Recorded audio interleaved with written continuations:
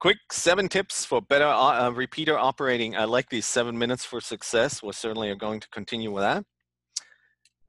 And I did it in color too. Recognize the squelch tail. You know, whenever somebody unkeys, there's usually a pfft or k. That's the squelch tail. Recognize when it happens, and just give it that moment for the other side to completely unkey. You don't want to just jump in right away.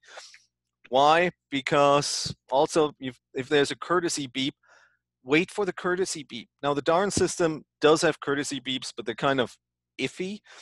But if you on the telco repeater, for instance, the courtesy beep is very clear. Don't transmit before the courtesy beep because then the timer keeps going. And it's also bad form. The nice thing is if you give people a little bit of a chance to, between the beep and you're transmitting, it also gives a chance for somebody else to jump in and just throw out their call sign. And the courtesy beep resets the timer. So you get, if the timer on telco is, I think, 3 minutes, you get another 3 minutes to talk. You shouldn't be talking for 3 minutes. But the point here is, you get that. Yeah, I know it's ironic coming from me talking for what, 40 minutes? Oh, over an hour right now. Beware of the timer timeout. Again, there is a timeout and you keep yapping and yapping and yapping, chances are nobody's hearing because you timed out the repeater. And usually somebody will tell you timed out the repeater. Again, courtesy beep resets that timer. But try to have an opening every now and again for other people to come in. Break in the right way. Don't use the term break, or even worse, break.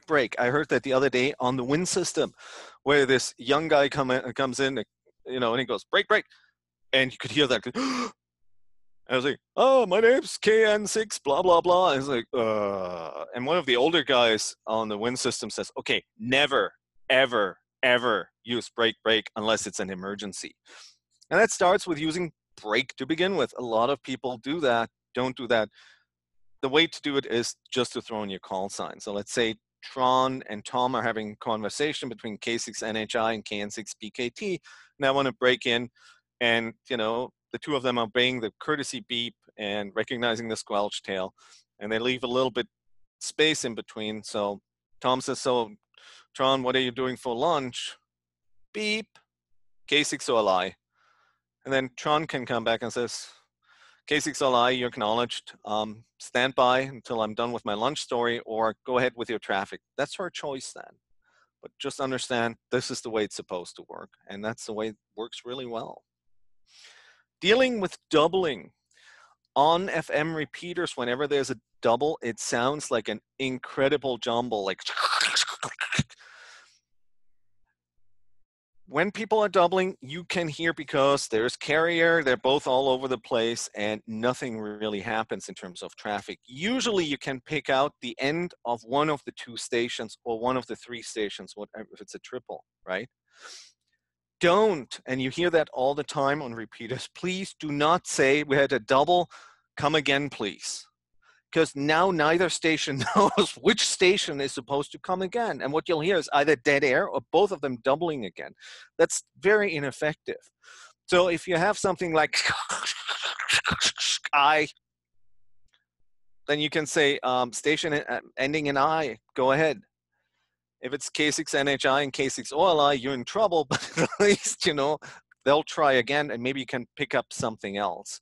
Or go male voice ending in I, go ahead. That would distinguish that. So learn to work with that. Kerchunking. You hear that all the time. Telco is a great example. People set up their radios, they do like this 5-6 times. It's great. Kerchunk. But remember to identify, because kerchunking without identification is actually against FCC rules.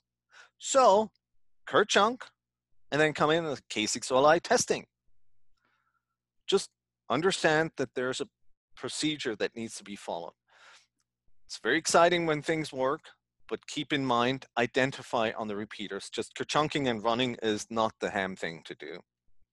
And finally, stand by for repeater ID. Most repeaters ID pretty regularly in 10-minute intervals.